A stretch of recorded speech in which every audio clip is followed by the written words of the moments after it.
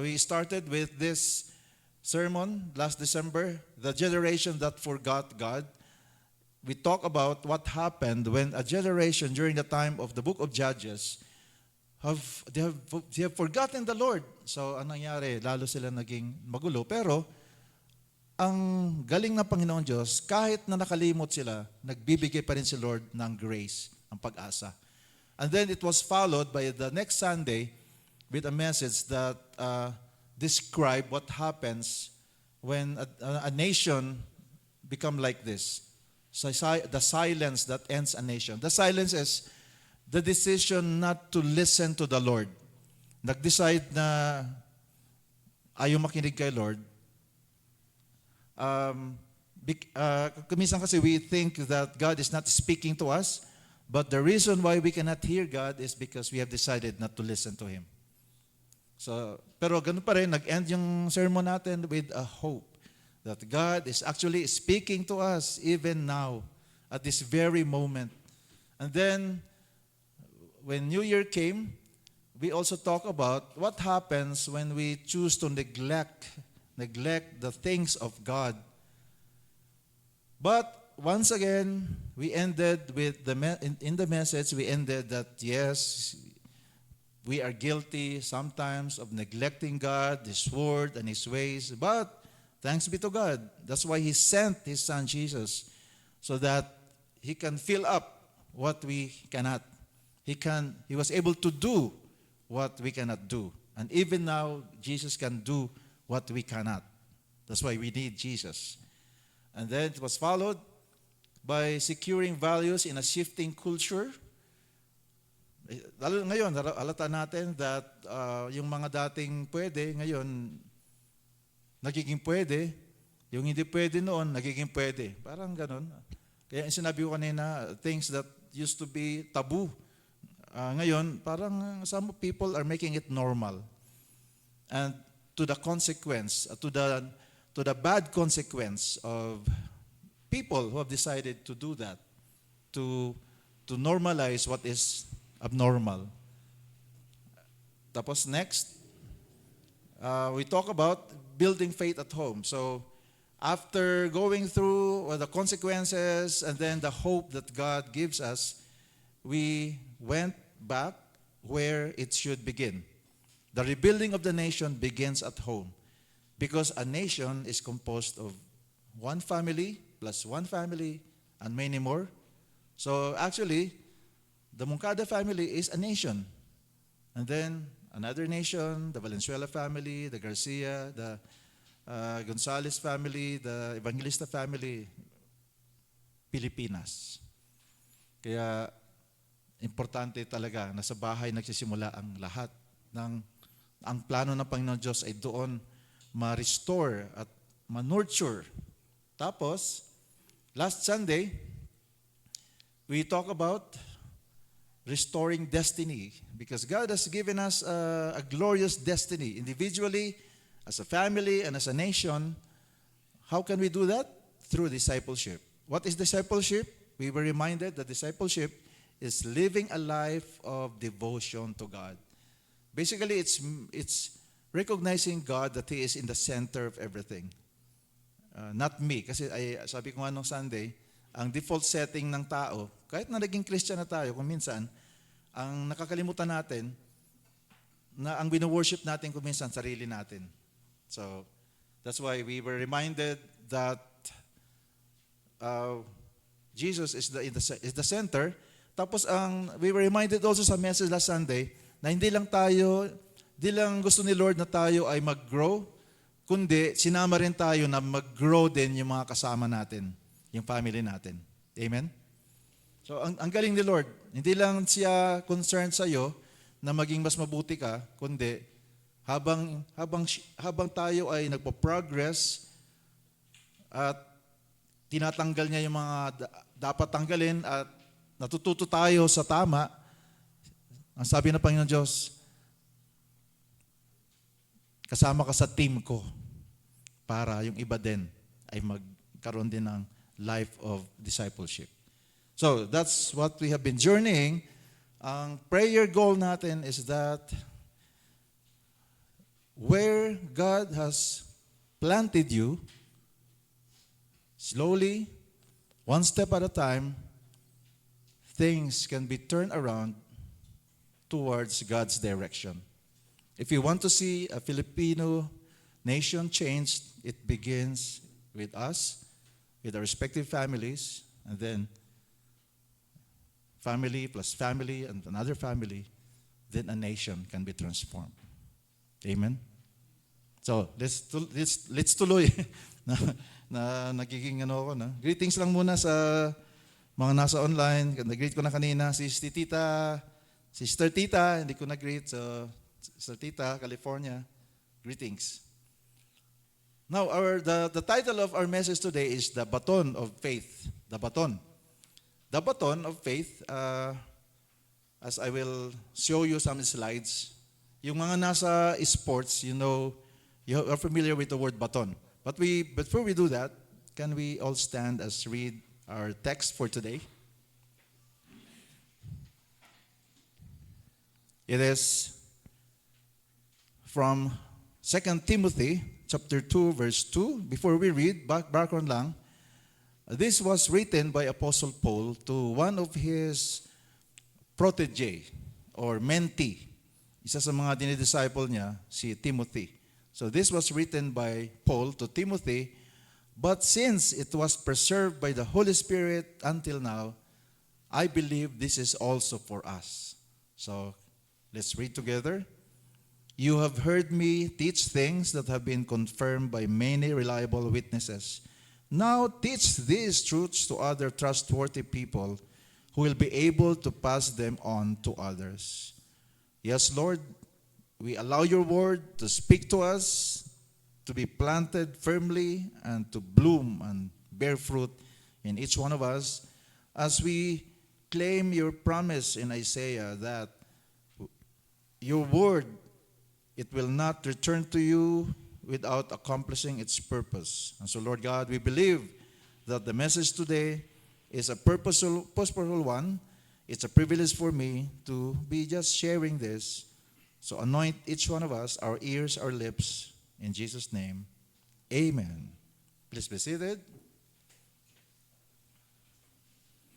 So let me show you yung baton. As you can see, yun, may pagka-athletic yung ating kanina screen. So if you are familiar, somehow nanonood tayo ng mga Olympics or mga sports sa Pilipinas, especially sa 4x100 meter relay. Bakit 4? Kasi 4 silang runners, tapos they will run 400 meter length doon sa oval. Tapos, it is a thrilling competition. Lumaki ako na nanonood nito, especially doon sa place namin. Ang success nito is not dependent only on the speed. Of course, malaking bagay yung speed. Pero ang pinaka-importante is about the split-second handoff. Yun yung pagpasa ng baton to the next runner. Napanood nyo na yun, no?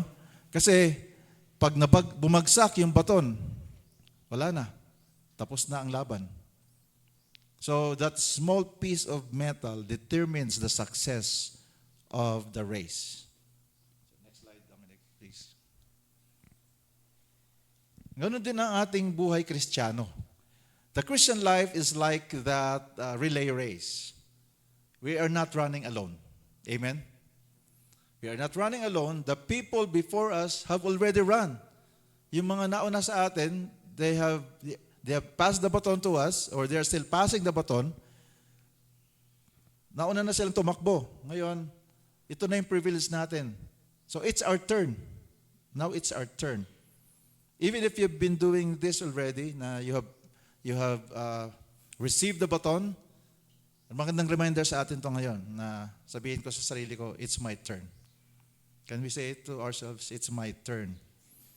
And sabihin mo na rin sa katabi mo, it's your turn. May kantang gano'n nung panahon namin ni Brother Jonathan. It's my turn. Pero hindi magandang lyrics nun. Huwag natin ituloy. Pero ngayon, maganda itong phrase na to. It's our turn to be involved in God's restoration, rebuilding. So, what a privilege to receive the baton, to run the race together with others, those who have run before us and those who are running behind us. Now, let me show you yung ating ano dito sa environment dito sa Life Journey. You have been, I have already told you about this. Applicable naman to kahit hindi lang sa Life Journey. Dito sa Life Journey, dati ando lang tayo, pinapakita ko sa inyo, living room, dining room, kitchen lang, ano. Pero meron akong kapatiran na pulis, sabi niya, Pastor, dapat i-acknowledge natin yung doorstep. Yung doorstep, yan yung mga tao sa labas pa. Yung hindi pa believers, sa campus, sa office, mga katrabaho, mga kliyente, customers, neighbors, relatives, sila yung nasa doorstep. Tapos, when we let them know about Jesus, ang gagawin nating next step is to bring them to the living room. Sa living room where they can have an experience of how to have a life with God and God's family. So yan ang living room. Yan ang initial nilang experience.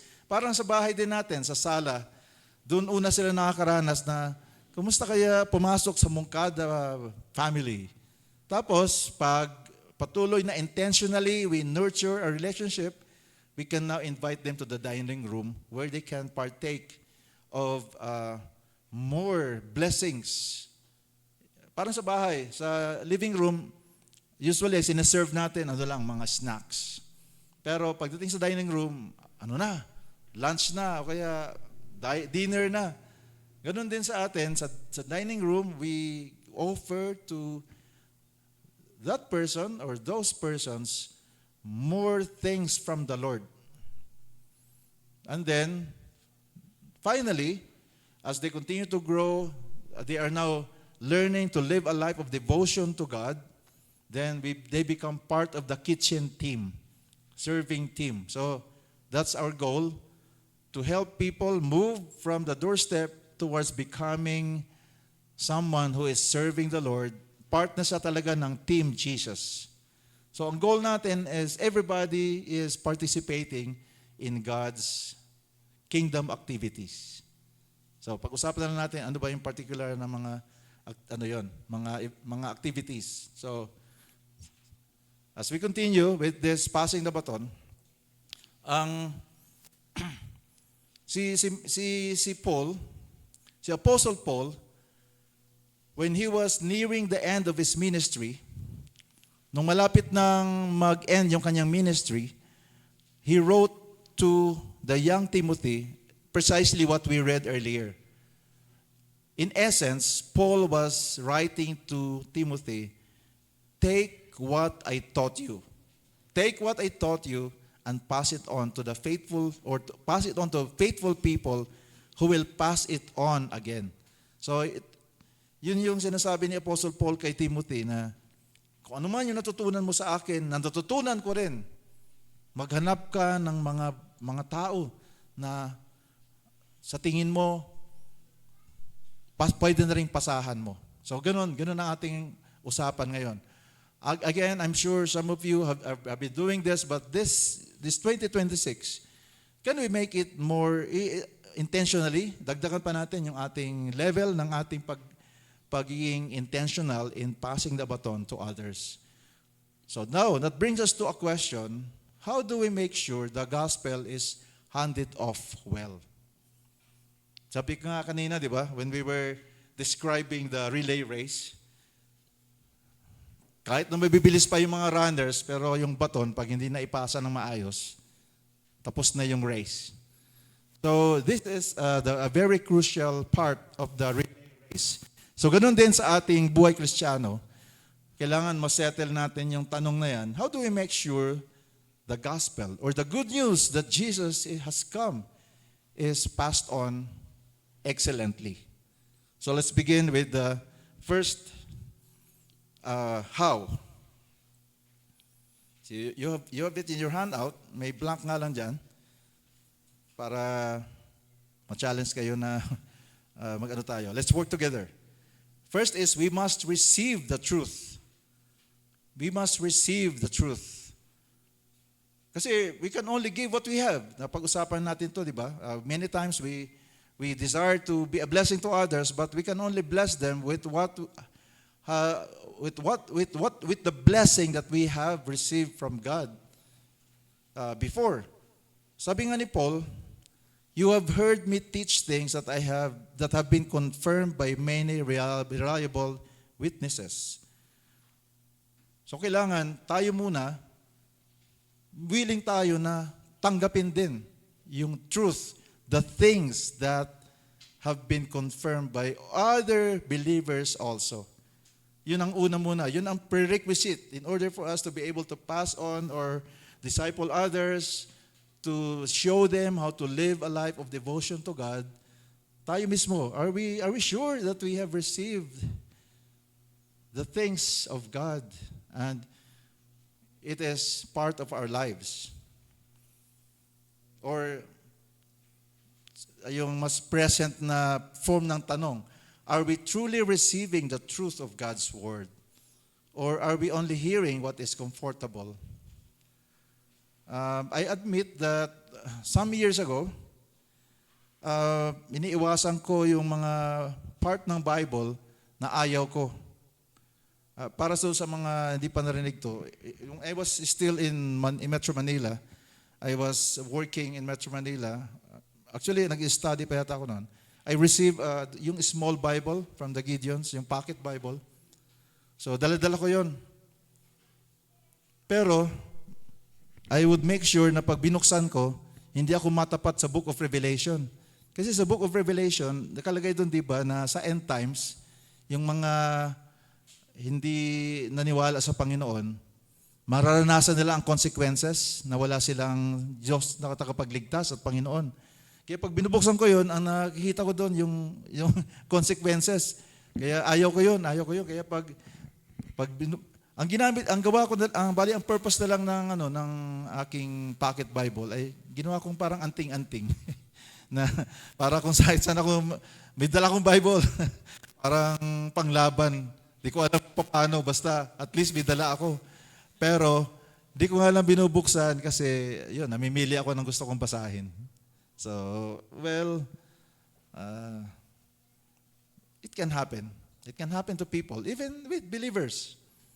Kasi si Lord kasi ang gusto niya, na maranasan natin ang buong package na galing sa Kanya, ang mabuhay sa Kanyang kingdom, kahit dito pa sa lupa. Pag nagtiwala tayo sa Kanya, ibig sabihin, gawin natin yung sinasabi niya doon sa salita ng Diyos. Kaya lang, katulad noon, dahil nung sa Manila, na-invite ako sa mga Christian na mga gathering. Tapos pagdating na sa decision time, okay, those who are deciding today to receive Jesus Christ as Lord and Savior so that He will be the one directing your life. After nag-enjoy ako doon sa presentation at naniwala ako, pag decision time na, ayoko muna. Kasi nag-enjoy pa ako ng aking every weekend. Drinking spree. Overnight na drinking session, walang katapusan. At saka yung mga ginagawa ko pa na alam ko hindi galing sa Diyos. So, kaya yun, ganun ako nung time na yon. Pero, salamat na lang na merong naging parang Apostle Paul sa akin na nagtiyaga na pinasa sa akin ang good news about the gospel, about Jesus Christ. Because we cannot pass on what we have not received. So before we can teach others, we must first humbly sit in the presence of God and learn from Him. Now, as I said earlier, God did not come to just save us, but He came to also invite us to join Him sa Kanyang team. So ibig sabihin, yung ating patuloy na pagtanggap sa Panginoon, sa Kanyang salita ng Diyos, sa pag-obey sa Kanya, ay tuloy-tuloy yun. It never ends because God has a wonderful destiny for each one of us. Para hindi natin ma-miss yung magandang plano ng Panginoon Diyos. Hindi, it's not enough na, oy, Christian na ako, okay. parelax-relax na ako. Sigurado naman yung pangalan ko nasa langit na. Pero magandang plano ng Panginoon Diyos sa bawat isa sa atin. Kasama ka sa team niya. Kaya let's continue receiving what God has prepared for us. So that's the first how. Second how is we must retain the trust. We must retain the trust. By the way, before we do that, meron pala ako, balik mo na please, Dominic. The message relay game. Kanina lang, I had a funny, pero nung una nakakaanoy. I requested Sienna, pagdaan natin sa 7-Eleven, could you please buy some batteries para sa microphone? Sabi mo, pen light battery. So, punta si Sienna doon sa 7-Eleven, along Marcos Highway. Pagbalik niya, wala silang pen light battery. Sabi ko, wala. Kasi alam ko meron. Tapos nag-uusap na kami. Sabi ni Flora, ano nga ba yung pen light battery? Sabi ko, AA battery. Sabi ni Sienna, meron doon. Kaya alam, nung tinanong ko yung sales staff, kung meron kayong pen light battery, sabi ng staff, wala. Kaya sabi ni Sienna, sana sinabi mo na AA. So na-realize ko, parang ito, yung message relay game, di ba? Sasabihin natin yung mensahe. Pagdating doon sa dulo, ibang-iba na, di ba? Tawanan tayo ng tawanan. Mahina ang team na to. Okay lang yan sa game. Pero, sa pananampalataya natin, tragic pag mali ang nakarating sa atin. Pag mali ang naipasa. Kaya kanina, reflecting ulit, may fault ko pa rin yun. Sorry, Sienna. Kasi nung araw kasi maraming pen light battery, di ba? Tayo, yung ating generation, yung mga nakaabutan yung pen light battery. Ngayon kasi, ang flashlight, cellphone na. Dati kasi, nung panahon natin, ang flashlight natin, yung pen light, o kaya yung malaki. Pero pag, yung maliit lang. Ang battery nun, yung pen light, AA. Okay, itodo ko na rin lang para educational regarding batteries. Yung ginagamit sa mga remote control, AAA. Okay? So, trivia lang yun para next time, pag pumunta kayo sa mga stores, huwag nang gamitin yung pen light. Kasi di pala naintindihan. Kasi iba na yung means of understanding. So, balik uli. The first step in passing on the gospel is to receive it clearly. So, si Sienna, he wasn't able to receive it clearly because I was not clear in sending it. So, tayo na taga-pass on ng baton, idagdag lang to, let us make sure that we are passing on the right things. Meron pa pala akong dito, sorry, nagmamadali ako sa may mga presentation pala sa PowerPoint. Yung receiving the truth. The truth is from God. It is not made by human beings. Si Timothy, he received it from Paul, as I mentioned earlier, who received it from the other apostles, who received it from Jesus. The gospel was not man-made, it was heaven-given. So that's the gospel that we have received. Now the early church, that is what they did. They gathered to remember, study, and preserve His teachings. Hindi nila twinist yung message to make it trendy. Ibig sabihin, they got it right. Sometimes kasi, I remember, I had this conversation with a pastor. I think he is well-intentioned. Kaya lang, nung pinag-usapan namin tungkol sa ang Lord lang talaga ang kumikilo sa bawat isa, yung grace ng Panginoon Diyos. Sabi niya, kaya lang ang hirap sabihin yon kasi pag gusto mo na may mangyari sa church, mas maganda na medyo lagyan mo ng konting pananakot. Kaya lang mahirap yun, no? Kasi pag natutunan nyo na yung truth, babalikan nyo si pastor. Sabi sa Bible, si Lord ang nagtatouch talaga sa amin para kami ay mag-decide. Hindi si pastor na gumagawa ng iron fist na pamamaraan. So, sa isang leader, siyempre ang pinakagusto natin mangyari, may mangyari. Kaya lang, kung hahayaan natin na si Lord talaga ang mangusap, baka magtagal. Kasi parang ako, ang tagal ko na bago mag-obey talaga kay Lord.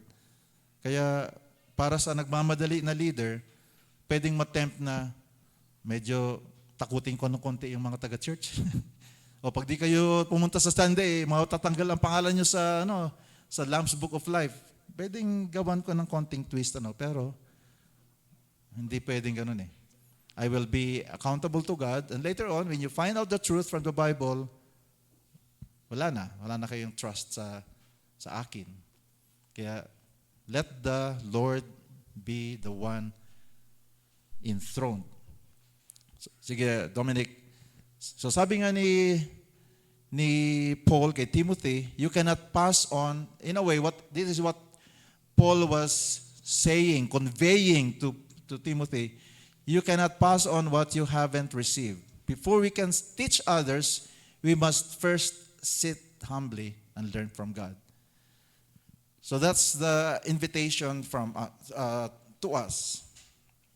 So that brings us now to the next how. We must retain the trust. Retain the trust. As we continue with the text that we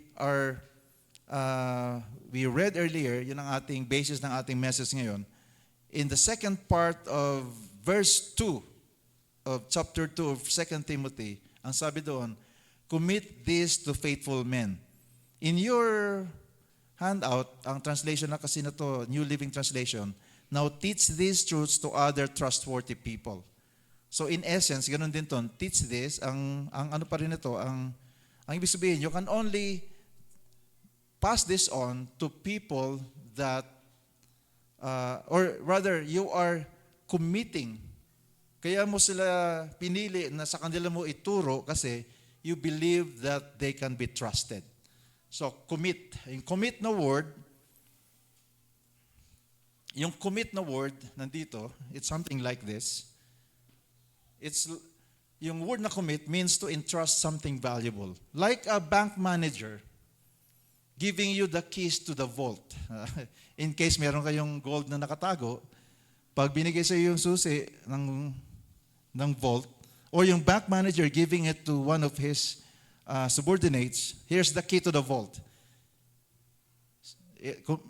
Ang context dito is, you are entrusting something valuable to another person. So when we pass on the baton to others in our discipleship, you give it to someone faithful, dependable, and trustworthy.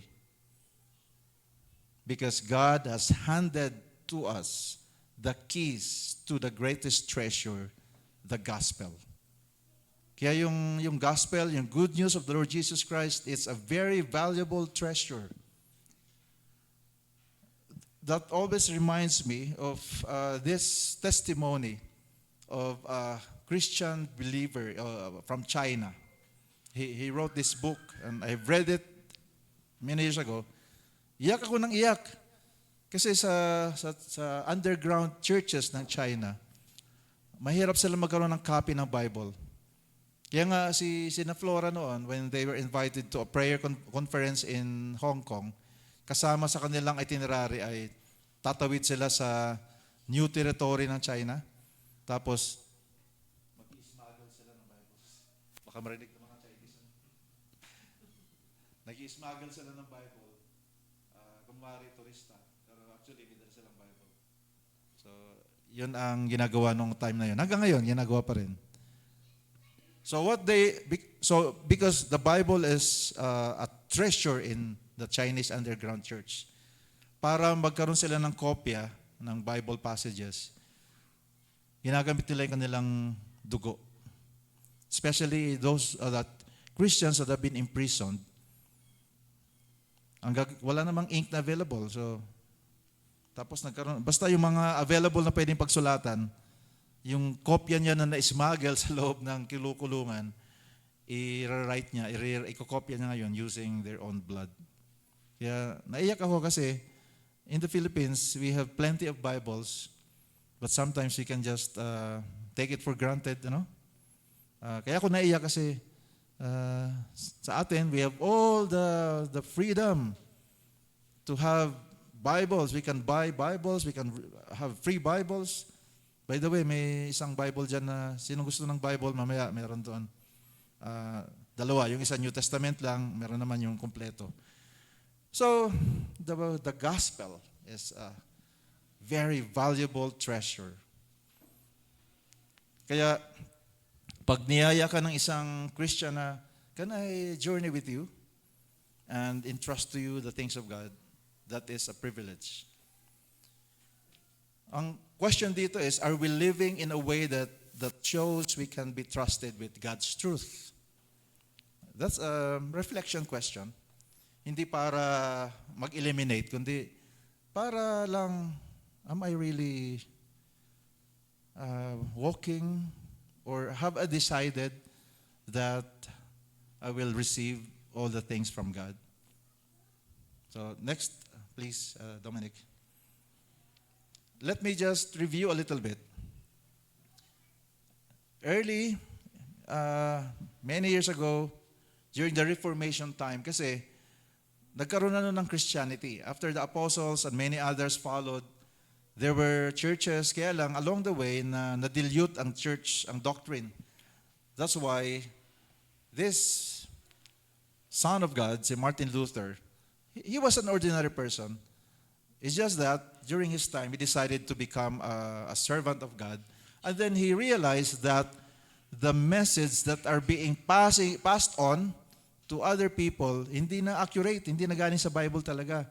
So during his time, magka-separate yan sila, Martin Luther and John Calvin. They live in separate places. But they both risked their lives to say, no, we will not change the message. Because during that time, the message, the gospel truth was being manipulated in order for purposes other than God's purpose to be done all across Europe. Basahin niyo lang yung history about the church. Kaya nag-decide si na Martin Luther, hindi pwedeng ganito. Mali ang tinuturo na. Ang kawawa naman yung mga common tao. Kawawa sila. They're going to hell because they're receiving things na hindi galing sa Bible. So si Martin Luther, gumawa siya ng listahan ng mga nalaman niya sa Bible na tama at pinako niya doon sa pintuan ng isang church. So that was the beginning. Because they understood. The message of the Lord is not ours to edit. It is ours to protect for other people. It's not because God cannot protect His word. It is for the benefit of our relatives, of our loved ones. So, Martin Luther, John Calvin, and the others during their time and the following generation, they decided to hold on to a gospel that will not be manipulated and used for purposes that are not godly. Si Dominic, pakituloy lang. So this is the question for us, or rather the questions for us. Whether we like it or not, the next generation is watching us.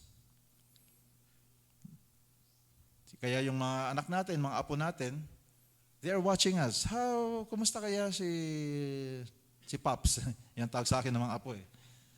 Si Mamshi, si Lola, si Mami, si Tita, kumusta kaya? Si Tita, sabi ni Tita, Christian daw siya. Pero bakit? May contradiction, mga ganon.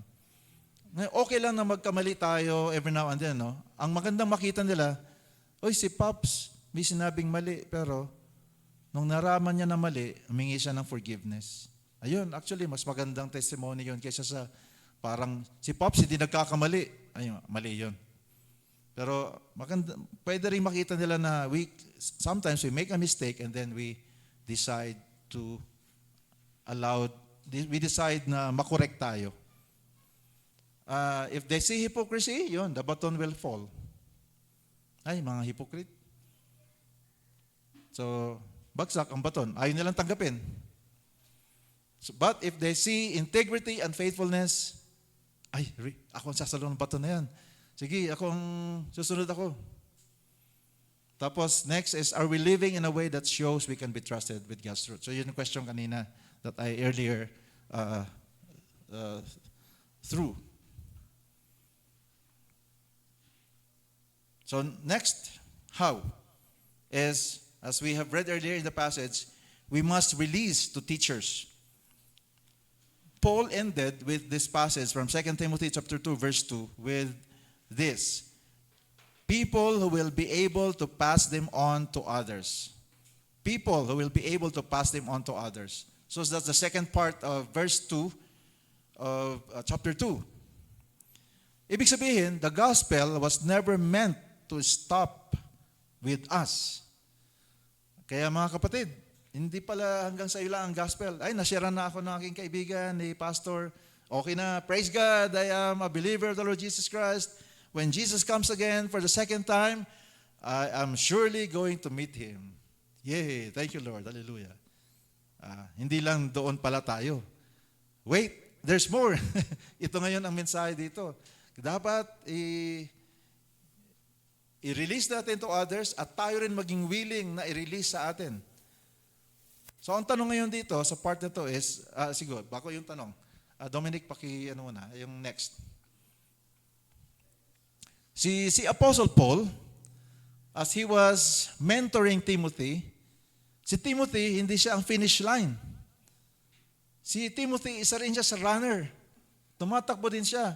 So ang job ni Timothy, as Paul was messaging him, was writing to him, his job was to find faithful people, train them, and release them, because our life is a spiritual relay. Amen? I am thankful to people who have mentored me. I would like to honor the memory of Pastor Oscar Magallanes because he has patiently mentored me. Kahit na sinaktan ko siya at one time, pinatawad, and then patuloy na bless. I remember when life journey na tayo, no? Tapos he found out about the Bless Our Cups movement. Sabi niya, Pastor Vio, please come see me and other men from the Good News Community Church. Could you share to me the Bless Our Cups vision? So I went and shared to him this, the Bless Our Cups. Tapos sabi niya, you will receive a word from me about our decision. The next day, he called up early. Sabi niya, Pastor Vio, after praying and considering the vision that you have shared to me, we are joining the Bless Our Cups. But continue leading.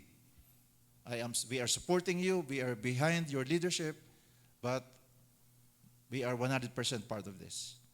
Why am I saying this? Kasi nagtiwala na siya sa akin dahil siya nag-disciple sa akin eh. Kahit na at one time, sinaktan ko siya, pero dahil nag-repent at nakita niya na binabago ni Lord, kaya pagdating doon sa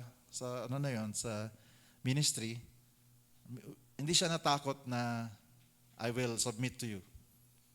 So that's why I am honoring him because of his passing the baton on me sa pagdating sa certain aspects of spiritual life. Siya rin, produkto siya ng nag-mentor sa kanya. And so on and so forth as we pass the baton to others. It's a chain reaction. It's a chain reaction. So what a privilege for us. We remember si Bill Graham.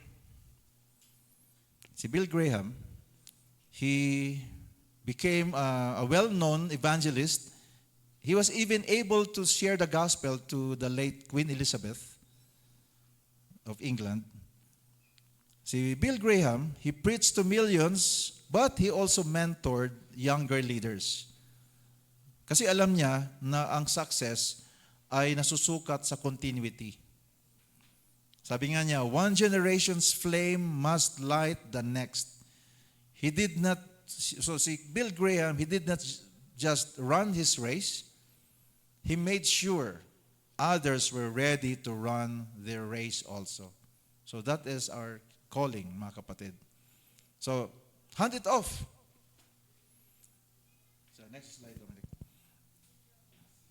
We hand it off. We pass it on, in other words. Because faith is not something Faith is not just something we hold. It is something we pass on or hand off to others. So, ayun, may mga tanong tayo. Pero I'd like you to show you the next slide. As we release it to others, as we hand off to others, tingnan natin, as guardians of the truth in this chain reaction, first is, remember, we receive the truth. And then second, we retain the trust coming from our mentor. So ganun din, tayo din, we release, we trust the people we are mentoring. And then, i-release na natin. Okay, sige. Pero hindi natin siya iwanan as if walang nangyari. So that is how we are described. Guardians of the trust coming from Jesus Himself. Mga kapatid, the stakes are high. Ibig sabihin, it's critical. For example, do we really want to see a nation changed? The stakes are high. Matindi. Matindi, mabigat. Because what happens if we fail? The baton will be dropped and the next generation may not know the God we serve. But Life Journey family, if we are faithful, we create a chain of faith that never breaks. From you to your children, to your apostles, from you to your co-workers, from you even to your boss. It's not impossible that you can actually minister and share the gospel to your boss. If your boss is very trusting on you, lagi kang tinatawag at nagtitiwala sa iyo, probably God is allowing you to have the opportunity to be the one to share the gospel to your boss. Boss, I am concerned about you. I care for you. That's why allow me to share this treasure. Sample lang yun. Sample lang ng opening line. Pag sinabi niya, ano yun? Ano yun? Then you can actually present the gospel to the boss. Even to sa mga campuses natin, sa mga instructors at teachers, professors. Meron akong kwento as we are about to end. Isang kwento to. Si John Mott. In the late 1800s, ang estudyante na to, ang pangalan si John Mott, na ano siya, na-steer siya, na-inspire siya ni Dwight Moody. Si Dwight Moody, kilala ito sa faith, Christian faith. So na-realize nitong student, si John Mott, na ang Great Commission, meaning yung sharing the gospel and discipling others, was for everyone. So nagsimula siya, kasama ng iba pang mga estudyante nung panahon nila, ng student volunteer movement. Actually, you can search for this. Ang nangyari, 20,000 students dedicated their lives to missions. And 20 years later, or decades later, more than 10 years later, many missionaries traced their calling back to that movement, the student volunteer movement. Actually, nabigyan siya ng Nobel Peace Prize, pero it's not about that. So, ang bottom line, John R. Mott, he did not just run the race, he passed the baton. Yung mga kaedad ko, naabutan niyo ba yung YMCA? Saka YWCA? O kahit yung mga younger, produkto yon ng student volunteer movement ni John Mott. So originally, ang YMCA sa YWCA, talagang pang missions yon, pang Great Commission. Kaya meron silang mga basketball at mga ping-pong tables nung time na yon, mga bowling lanes kasi para doon magtambay yung mga young people, mga estudyante. Naabutan ko pa yung pinaka-original na YMCA doon sa Metro Manila, malapit sa Manila City Hall. Doon ako noon, patambay-tambay na safe. So, galing sa kanila yon. Estudyante pa lang. He passed the baton. He passed on the baton. So, my brothers and sisters, LJC family, saan nakapoint yung finger? Sa katabi. Ay, sa akin pala. Sa akin nakapoint yung finger. It's your turn. The baton of faith is in your hand. Someone pass it to you, pass it on to you. Now it's your turn. Will you pass it faithfully? Will we? Or for some, shall we continue passing it on faithfully? Thank you, Lord. Thank you, Lord, that we can be part of your movement and we can have a brighter future. So next slide. This is sobering reminder. Because if we will not faithfully receive and pass on the baton, we can drop the baton. What happens when we drop the baton? We lose more than a race. We lose souls. So what a privilege for us to be part of saving souls. Amen? So the next slide conveys something very hopeful for us. Lord, pag humarap tayo sa Panginoon, Jesus, we ran a race well, and the baton never fell. Hallelujah. Sasabihin ng Panginoon Jesucristo, well done, good and faithful servant. So as we view again the 4 environments in life journey, ang magagawa natin mga kapatid ay katulad ng binigay ko sa inyo nung isang Sunday, continue praying for these 3 people. Sila yung mga nasa doorstep pa. Pag-pray ninyo yung mga nasa doorstep, wala pa sa kingdom ni Lord. Pray for them. Pray lang muna. Huwag mo muna pilitin na mag-attend ng Bible study, ng worship service. Ibabad muna sa panalangin. May kaibigan akong pastor na dating sundalo. Sabi niya, yung panalangin daw ay parang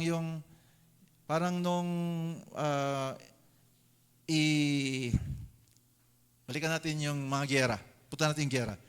Para ma-invade yung enemy territory, binobombard muna ng mga bomba mula sa eroplano. Bombahan muna bago lusubin ng mga ground forces ng mga sundalo. Parang ganun ang panalangin. Binobombard muna natin ng mga weapon galing sa Panginoon Diyos na nawa matanggal yung kanilang blindness. Kasi sabi ni Apostle Paul, the people of this age are blinded by the enemy. Kaya kahit anong pagkwento natin about ang si Jesus, ang bait-bait niya, di nila maintindihan kasi they are spiritually blinded. Alam naman natin yun. Ganun tayo dati, di ba? Dati, galit pa ako sa aking kapatid. Kasi nandito na naman. Kukulitin na naman ako. Kasi blinded. So ipag-pray natin na bumagsak yung mga scales na nakatakip sa kanilang mga spiritual eyes. So prayer lang muna. Pwede nga, pagtsagaan yung ipag-pray for 3 months. Subukan nyo. 3 months pag-pray. And then, unti-unti padalhan nyo ng mga text messages o messenger messages about godly statements, godly quotes. Tapos, unti-unti, itry nyong invite for a prayer, for a Bible study. Dalhin nyo sa living room. Tapos, yung mga nasa living room naman, would you be part of feeding them God's Word and so on, so that they can continue enjoying God and God's Word sa dining room? And then, magtulungan tayo na lahat tayo eventually are serving the Lord. Hindi kailangan maging pastor lahat, pero lahat serving. So yun, yung ating opportunity of passing the baton in our context. So, this is our prayer for today. Let us not drop the baton because this great relay of faith is still being run today. Ano pa rin? It is on, still on. Tumatakbo pa rin, di pa tapos. So ang prayer natin is let this generation let us be the generation that receives the truth, retains the trust, and releases teachers so that one day when we stand before the Lord, we can say, Lord, we ran a race well. And the baton never fell. May we all stand up, please?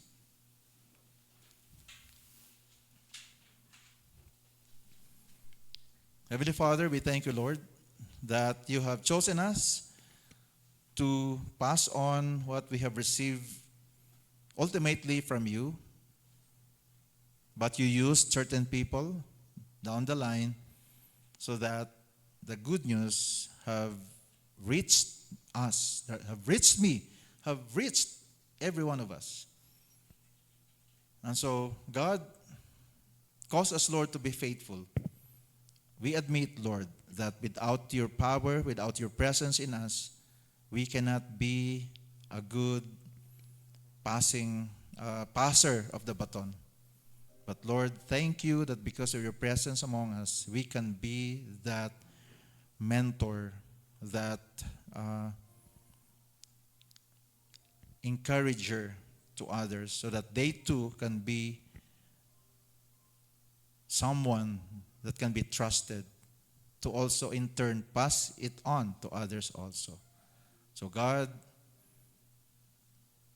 first of all, we thank you, Jesus. We thank you for your Son, Jesus, because he came all the way from heaven to earth to show us the way.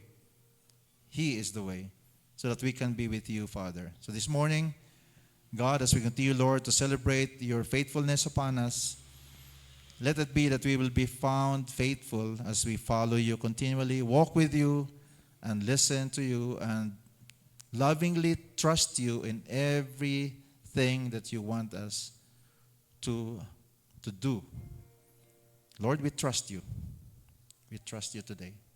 Can we say, God, can we say to God something like that? Lord, turuan mo ako na magtiwala pa sa iyo ng todo. Ng lahat-lahat na, Panginoon Diyos.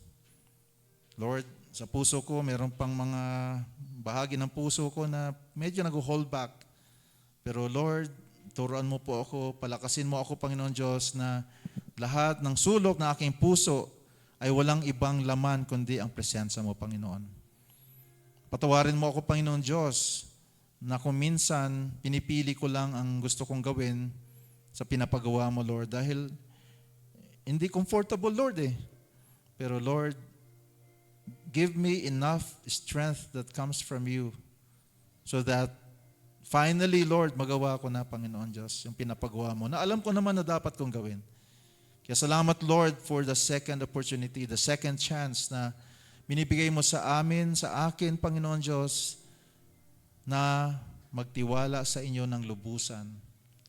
Na ang pag-ibig mo, Panginoon Diyos, ang dahilan kung bakit tinawag mo ako, pinili mo ako, Panginoon Diyos, na maging bahagi ng iyong ginagawa para ang mga tao ay makabalik sa iyo, Ama. Lord, bless your people. Bless our choices. And when we decide, when we choose, Lord God, to trust you, thank you, Lord, that you are a promise keeper and you will surely fulfill it because your word is sovereign. Your word is the ultimate truth, Lord God. We worship you, Jesus. Amen. Amen.